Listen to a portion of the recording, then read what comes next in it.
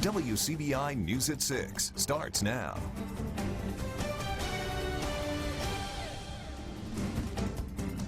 Good evening. Thank you for joining us. For some area colleges in our area, classes will start back as soon as Monday, and getting the campuses ready for students may be a little more challenging this year. Our Cash Matlock talked with staff members at Mississippi University for Women today. He joins us in the studio with more on their efforts toward a safe return to campus. Cash. Andrea, deep cleaning an entire college campus overnight isn't easy, but it's the task that many universities will be faced with this school year. It takes hundreds of faculty and staff members, thousands of gallons of sanitizer, and about $1 million to pull it off. A typical day for Jason Trufant starts at 5 a.m. His official title is Director of Athletics for the W. Lately, he's known as the COVID Response Coordinator, a title he takes with pride. Our first priority is your health and safety, and that hasn't changed from the way it used to be prior to COVID. That's always been the focus. One of Trufant's many duties include ordering cleaning supplies for each building on campus. The supplies are ordered daily, so we'll wake up one day and we'll get to campus and we'll say, well, we're going to need more of this. For example, on Monday we added 150 spray bottles and 50 gallons of additional cleaner. And it's not just your regular old cleaner. The W uses special electrostatic cleaning solution. That's a fancy way of saying that the mist covers a wider range and doesn't have to be wiped down. You'll have chairs that are 6 feet apart. Our instructors are 10 feet from the first student. You'll see traffic flow patterns that have been installed over the last 3 weeks. Hand sanitizer stations that have been installed. Pylons of hand sanitizer, sanitizing wipes. All the things that the campus is getting prepared for classes to start on Monday. And Trufant doesn't do all this alone. We have a incident response team. We have a COVID response team. We have our entire ABM cleaning staff involved in this. Trufant says the pandemic may end, but some of the W's new guidelines are here to stay. We know that down the road things are going to change as they change by the minute, and we're prepared to deal with those changes and adjust. Trufant says there's no way to put a number on just how much the school will spend on COVID-19 response, but so far they've received about $1 million from the state. A look now at the coronavirus numbers. Mississippi's COVID-19 numbers are back above 1,000 today. The State Department of Health reports 1,081 new coronavirus cases and 45 deaths. 17 deaths reported are from death certificates from July 26 to August 6. There are no new long-term care facility outbreaks reported today. That number is still at 179. So far, 69,374 Mississippians have tested positive for the virus. Well, learning looks a little different this year. Face-to-face, hybrid, online. Most schools have some choices, but sports must be played face-to-face. That's why athletic directors are hoping for the best on the field and planning for all possibilities. Our Bobby Martinez joins us in the studio with more on that story. Bobby? Teams are practicing, fields are being prepped, and it's almost time for football. And athletic directors are working towards the best outcome possible, even if it means a shorter season.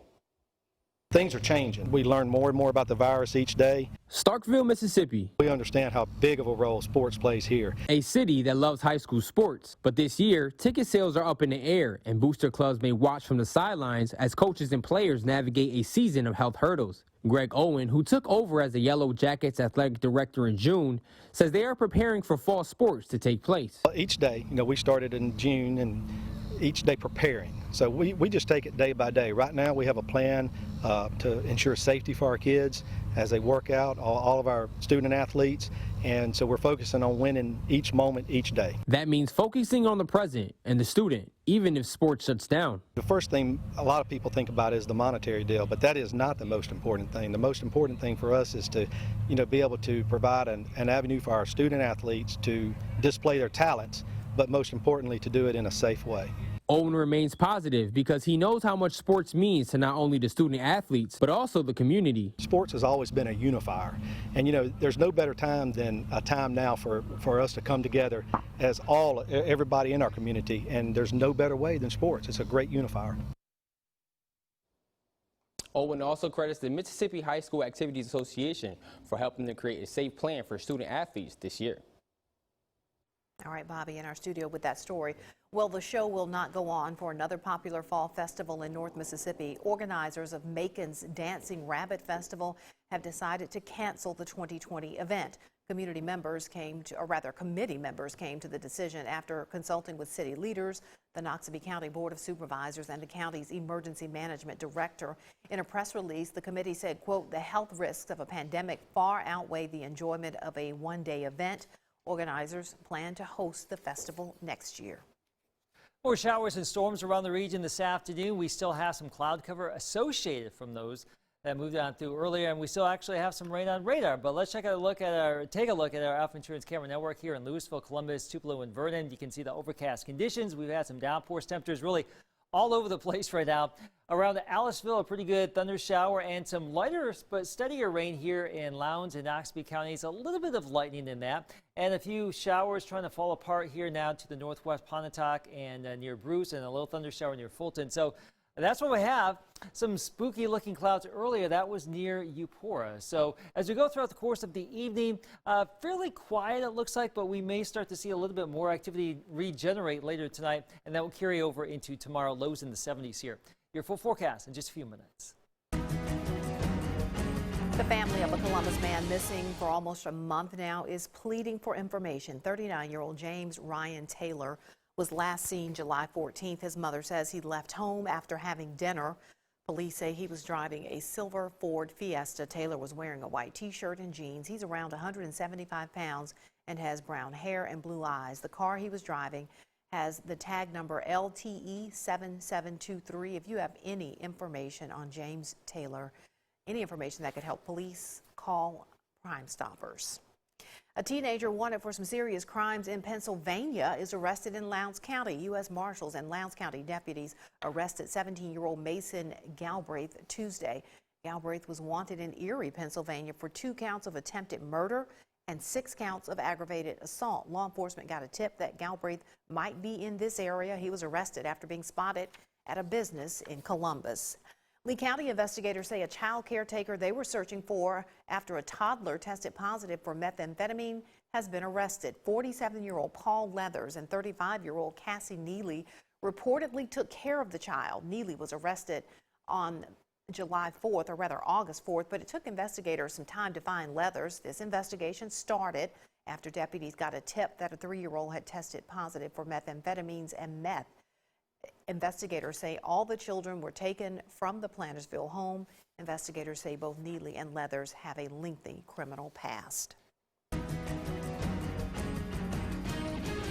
Inspections on the Old Tom Bigby pedestrian bridge in Columbus are set to begin tomorrow. The walkway was damaged back in February of this year after a fully loaded barge carrying limestone struck 2 of the bridge's support structures. The east support pier took on the most damage. It was moved 7 inches from its original placement. In a press conference today, city engineer Kevin Stafford says it will be months before the bridge will be fixed. The first step is to find out underwater what we see, what was caused there. And then, of course, we'll do the above water inspection as well. We'll come up with a scope of what all damage was done, how to repair it, put a cost to it, and then we can go back to all the parties that are involved right now and figure out the best way, plan of action forward to get it funded and, of course, get it repaired so we can open it back up. Stafford says it will be anywhere from 30 to 60 days before a final report will be put together and a contractor selected. The bridge was converted to a pedestrian-only walkway in 2013. The newly created Biden-Harris ticket goes public for the first time. Joe Biden announced California Senator Kamala Harris would be his vice presidential pick yesterday. Well, the two appeared together for the first time as a presidential ticket in Wilmington, Delaware this afternoon. Senator Harris becomes the first black woman to ever be on a presidential ballot. During his remarks, Biden called the upcoming election life-changing. The Biden campaign raised more than $10 million within a few hours of yesterday's announcement. The first furniture market in the country since COVID-19 hit is underway. We'll take you there coming up on WCBI News. You're watching WCBI's News at 6 with Andrea Self. Welcome back. The economic shutdown earlier this year over COVID-19 has had a big impact on the furniture industry. The demand for product is strong because stores were closed and some factories were also shut down. As WCBI's Allie Martin shows us, that is likely to mean a busy few days for participants at the biannual Tupelo Furniture Market. The summer market may not officially start until Thursday, but vendors are set up and buyers are placing orders. It is the first furniture market in the nation since COVID-19 began. Business is good.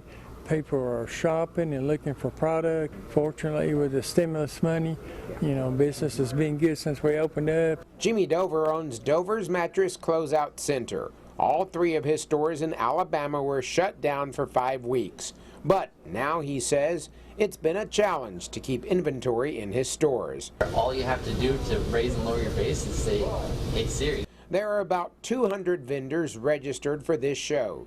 Tupelo Furniture Market CEO VM Cleveland says exhibitors and buyers are ready for in-person markets to start back up. They're hungry for good. Retail's been good. The furniture business has been good, and they're hungry, so they'll be right in business, and it should be a good order writing market. There are a few changes in the wake of COVID-19. Masks are required, hand sanitizing stations are available, and there are no big public events such as the Buyers Award ceremony. Even with the new rules, vendors say they're glad to be back at the Tupelo market. We love the Tupelo market here because it's a laid-back feeling, laid-back atmosphere. You actually have time to socialize with different customers that come through and get to know them on a personal level. Product that's ordered here at the 2020 summer market will be in stores around the country over the next few weeks and months to help meet growing demand from the consumer. In Tupelo, Allie Martin, WCBI News. The summer market runs through the weekend. The Las Vegas market takes place at the end of this month. The market in High Point, North Carolina is set for October. And it's a good thing the market is indoors because it's hot. It's hot, humid, even to shop for furniture. And you don't want a downpour to stumble upon your shopping activities here. East of Vernon, you can see these towering cumulus clouds. We got some big-time boomers trying to develop in parts of the region, downpours, lighting. And also in Lamar County, Alabama, tomorrow, the chance for storms. I'm back with your full forecast next. Stay with us. Your WCBI First Alert AccuWeather forecast with Chief Meteorologist Keith Gibson. More rain and storms out there today. We had a great light show across the region last night, and tomorrow, more or less the same story. We start out in the 70s, mid to upper 80s, so that's a nice little change of pace, but there will be some scattered showers and storms around, some perhaps in the morning, some of which most likely will be in the afternoon as well, much like today. And there's our latest radar picture. So more showers and storms, really not a lot going on as far as big time activity in our immediate area right now, but we do have some downpours around just to the southeast of Fulton. Over there right along the state line, we have some heavy rainfall, a little bit of thunder and lightning. The activity near Pontotoc falling apart, in this area of rain near Bruce just fairly light in size and scope right now. But we had a few lightning strikes earlier as that was trying to bud on up. Some lighter rain just south of Columbus towards Crawford and Brooksville. Some steadier rain and occasional lightning strike here. So you can never discount the chance for a rogue lightning strike. If you hear that thunder, go indoors. South of Carrollton, you can see the heavy downpours here. Aliceville, Pickens County, Alabama. But Winston County, you were the winner today. Earlier this afternoon, anywhere from 1 to 3 inches of rain here, and it was coming on down big time in Louisville. Look at this. A friendly day. It looks great. Building clouds, that's our time lapse, and then bam, right there. We got socked with that storm, lightning, rain, flooding, and that thing really kind of fizzled out as it moved towards Columbus. But there's a little disturbance in the atmosphere that will keep the chance of some showers and storms going here. So a lot of what we have now will tend to fade away, I think, over the next couple of hours, perhaps by mid-evening. And then as we get into the latter part of the night, we'll likely see some additional showers and storms redevelop around here. More rain and storms in the region tomorrow, also into our Friday, too. So it's looking pretty active here on a scattered basis. Heavy downpours, lightning, refreshing breezes, maybe a little bit of small hail with the stronger storm cells. No widespread severe weather expected here as we go throughout the course of the end of the work week. 73 degrees for tonight, so low 70s. Some of those storms and showers may regenerate later on tonight and tomorrow, mid to upper 80s versus the mid to upper 90s that we've had recently. So all things considered, even with the rain chances here, not too bad. The disturbance will gradually move away and we'll have lower rain chances as we get into the weekend. Still can't rule out a chance for a shower storm, but not as likely as what we will have for the next few days. And if you're Looking forward to some lower humidity, maybe some slightly cooler temperatures by the middle to end of next week. There's an opportunity for something, and we're advertising lows in the 60s by the middle of next week. But right now we have a lot of humidity that's just entrenched here, so it's going to take some time. So mid to upper 80s tomorrow, flirting with 90 again for Friday, low 90s for your weekend. And then we'll just see what happens next week, Andrea. The high school football tour continues on in 4A. Catch the preview with the New Albany Bulldogs. That's coming up next in sports. Your WCBI Sports with Courtney Robb is brought to you by your local Ford dealers. Go further. The high school football tour continues on in 4A. Our next stop checks in with a stacked New Albany team. The Bulldogs are stop number 52 on the high school football tour. WCBI Sports 2020 High School Football Tour is brought to you by Itawamba Community College, Cannon Ford of Starkville, Monroe County Farm Bureau, Max South Broadband, and the Bank of Vernon. The New Albany Bulldogs have been on the rise since head coach Cody Stubblefield's arrival in 2018. New Albany had its first pair of back-to-back winning seasons in 6 years after finishing 8-4 in 2019. As far as the Bulldogs are concerned, that's only the beginning of how successful the team plans to be. Program, you take steps. Previously, getting to the playoffs was a big deal. When we got to the playoffs, then we wanted to win a game and make it to the second round. Now that evolution is gone to the next step, where they want to make a run for a state championship and just be as successful as possible. Our number one goal is to not lose a game, honestly, and that's just my personal goal, and I hope everybody else is on the team, and we're going to hope every single game we go in ready to play and hopefully make a run for the state championship. This is a team we hadn't had in about 10 years since 2011. I feel like we can go as far as state championship, but we got to make it best as we can. With those high expectations comes the talent to match. Although the Bulldogs must replace former starting quarterback Charlie Lott, New Albany returns a lot of junior and senior players. Amongst them is running back C.J. Hill, who in his sophomore season rushed for over 1,500 yards and scored 20 touchdowns. The Bulldogs also add former Myrtle running back A.I. Nugent. In 2019, Nugent picked up over 1,900 yards and 29 touchdowns on the ground. Nugent says he plans to be even better this season. I go 110%. Like, I ain't gonna lie, Myrtle, I'm about 95, but 120 here. We're going to have about 7 or 8 seniors on both sides of the ball. With those seniors are some juniors and a couple sophomores sprinkled in that we believe can contribute and play and make us be successful. I think they're all passionate about working hard and trying to get to the next step. So, it's excited to see what they are going to be able to do and what comes out of it. I feel like the teammates trust me. It's always have good trust. And when somebody trusts in you, you feel like you can go harder at it because they trust in you and they see you do something good. Everybody goes 110%. While a run for the 4A state title might be on all the Bulldogs' minds, Stubblefield says taking the season week by week and game by game will be most important. As successful as possible. We're going to take it game by game, and every time we're going to roll in and make sure we've studied and prepared for that opponent. We want to make sure we're 1-0 after the first game and 1-1 the rest every week after that. So we're going to go into every game thinking we can have an opportunity and a way to win it. All in all, New Albany is just excited for the opportunity to get back out on the field. The expectation is a little bit higher than it has been in the past. We want to live up to that. We want these guys to get to play, to get to live up to that expectation and just to battle it out all year. New Albany gets the season started at Pontotoc on September 4th. With the Bulldogs on the high school football tour, Courtney Robb, WCBI Sports. WCBI Sports 2020 High School Football Tour with New Albany High School is brought to you by BNA Bank. That's it for sports. We'll have more for you when we come back after the break. Stay with us.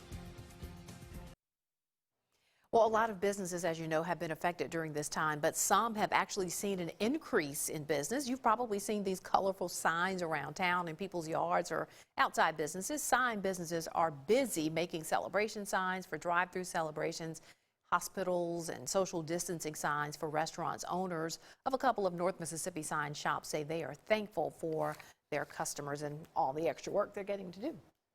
Signs right now getting wet in the region. We still have some rain and storms out there, but not as active as what we could have. But more storms could flare up later tonight into our Thursday and Friday. Rain chances lower a little bit for your weekend, so it probably won't be a washout all weekend long. Still warm and muggy. Next week, we'll hope for some of that lower humidity to come on back. Wouldn't that be a treat? A wonderful treat. My hair says bring it on. Yes. Low humidity. That's the news at 6 o'clock, everyone. Enjoy the rest of your Wednesday evening. We'll see you back here tonight at 9 and 10.